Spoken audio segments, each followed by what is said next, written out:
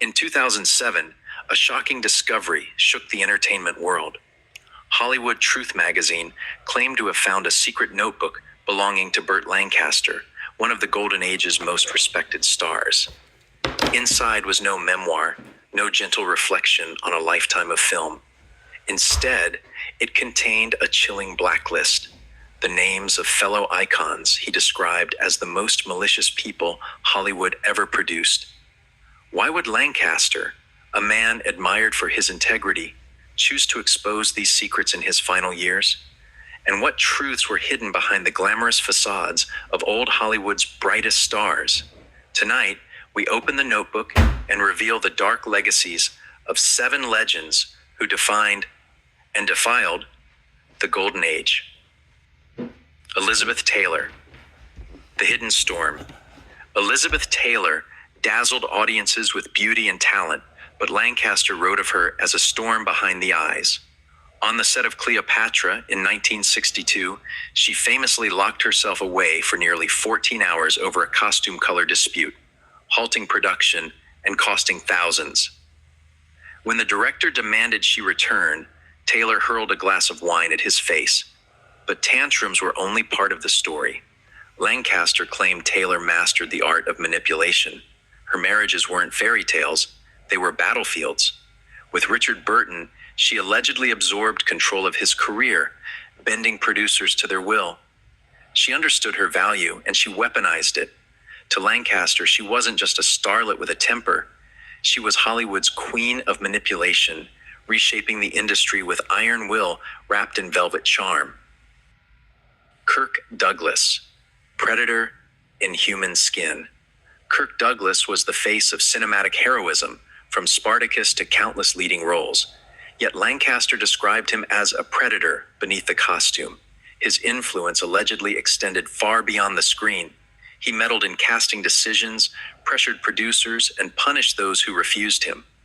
One chilling example was an actress removed from a major role in 1959 after rejecting Douglas's invitation to dinner. Lancaster went further, claiming Douglas weaponized drugs, buying, distributing, and using them to coerce obedience. With charm in public and intimidation in private, he allegedly ruled his circle with fear. Lancaster's phrase was damning.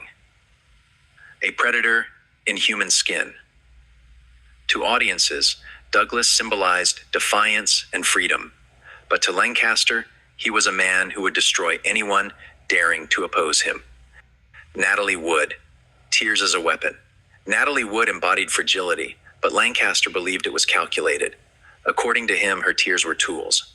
On one production, she staged a fainting spell, delaying filming for hours until producers bowed to her wishes. Co-stars she disliked were quietly edged out, their careers derailed by her influence. And then there is her death, officially an accident in 1981, but surrounded by rumor. Lancaster hinted at a darker truth. The sea did not kill her. It only concealed what she left behind on the shore. He suggested her final years were spent weaving webs of control, threatening careers, and pushing friends into corners. Whether true or not, her passing became one of Hollywood's most enduring mysteries, a tragic final act in a life of beauty and intrigue. Mickey Rooney, Cruel Behind the Smile. Few actors were as beloved as Mickey Rooney, the boyish star who charmed audiences for decades. Yet Lancaster portrayed him as cruel when the camera stopped. Rooney allegedly mocked extras and minor actors, humiliating them for amusement. His personal life was darker still.